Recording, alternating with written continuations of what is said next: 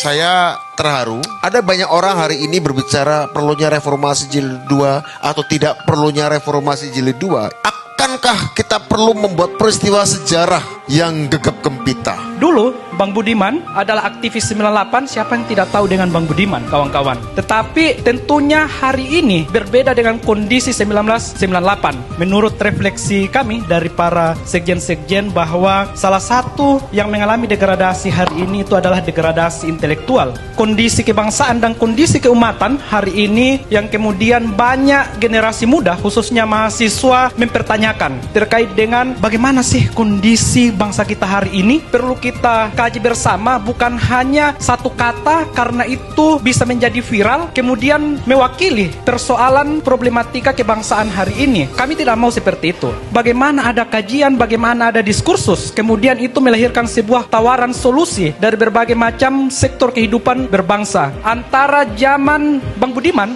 dan CS 28 tahun yang lalu dengan kondisi hari ini yang penuh dengan kompleksitas masalah, bukan debat usir, bukan juga ngotot-ngototan, tetapi ada mutu, ada substansi yang kemudian dilahirkan oleh mahasiswa, oleh aktivis, oleh kepemudaan dengan berdialog pemerintah hari ini. Di sebuah forum yang mendengar pemaparan tadi Yusrianto, saya terharu. Terharu nih bukan sekedar kagum, bukan sekedar karena adanya forum ini, tapi cara Yusrianto, bukan cuma caranya, tapi isi dia mengantar diskusi kita. Maaf ya, kalau teman-teman cermati, kalau saya mencoba mencermatinya seperti sebuah, kita ini sedang menggedor-gedor pintu sejarah yang kita nggak tahu dia ketika dibuka dia akan memilih membukakan pintu itu pada siapa.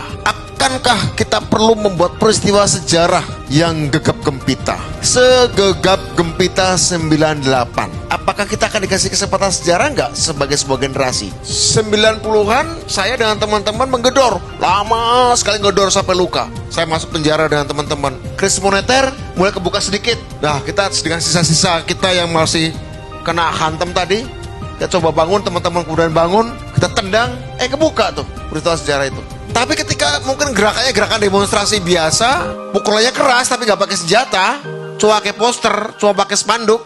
Tapi ketika sejarah meminta dibuka pintunya, ya kebuka juga. Hasilnya, kalau Anda mengetoknya sesuai dengan maunya sejarah, memang harus dibuka. Hasilnya Anda jadi hero. Kalau Anda gagal sekeras apapun, kalau menutup sejarahnya nggak mengendaki, Anda jadi penjahat.